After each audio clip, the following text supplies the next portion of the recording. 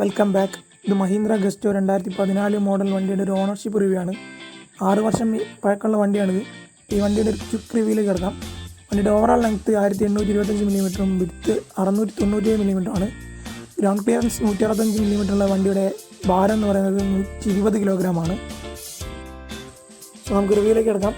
ഇത്രയും കാലത്തെ ഉപയോഗത്തിനിടയ്ക്ക് ഈ വണ്ടിക്ക് അനുഭവപ്പെട്ട പ്ലസ് പോയിൻ്റ് അതേപോലെ തന്നെ പോരായ്മകളിലേക്ക് നമുക്ക് കിടക്കാം.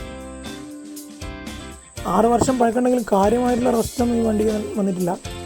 അപ്പോൾ അവിടെ ചെറിയ സ്ക്രൂവിലൊക്കെ മഴ കൊണ്ടുപോയതിൻ്റെ ഭാഗമായിട്ട് ചെറിയ റസ്റ്റ് ഉണ്ട്. അതേപോലെ തന്നെ ഫൂട്ട് റസ്റ്റ് ചെറുതായിട്ട് ഇളകുന്നുണ്ട്.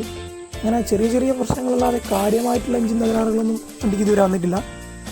ഇലക്ട്രിക്കൽ സിസ്റ്റമൊക്കെ അത്യാവശ്യം നല്ല രീതിയിൽ തന്നെ വർക്ക് ചെയ്യുന്നുണ്ട്. ഫോണും ബാറ്ററിക്കൊന്നും ഇതുവരെ കാര്യമായ തകരാറൊന്നും സംഭവിച്ചില്ല. ഇനി നമുക്ക് ഈ വണ്ടിയുടെ ഓരോ മൈന്യൂട്ടായിട്ടുള്ള കാര്യങ്ങളിലേക്ക് കിടക്കാം.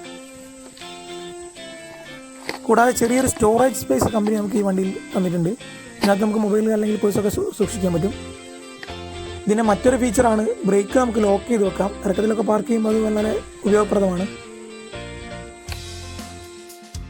ഈ വണ്ടിയുടെ പ്രധാന സ്റ്റോറേജ് സ്പേസ് നോക്കാം.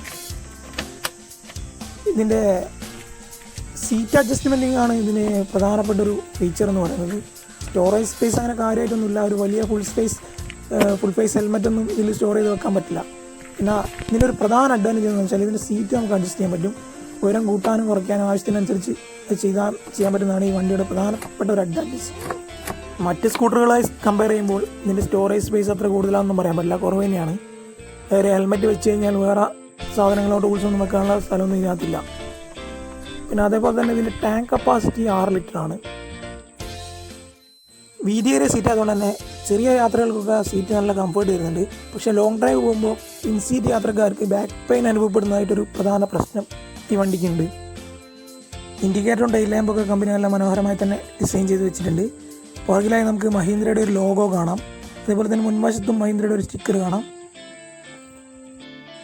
LED ഡേ ടൈം റണ്ണിങ് ലാമ്പും നമുക്ക് മുൻവശത്ത് കാണാം. വണ്ടി ഒന്ന്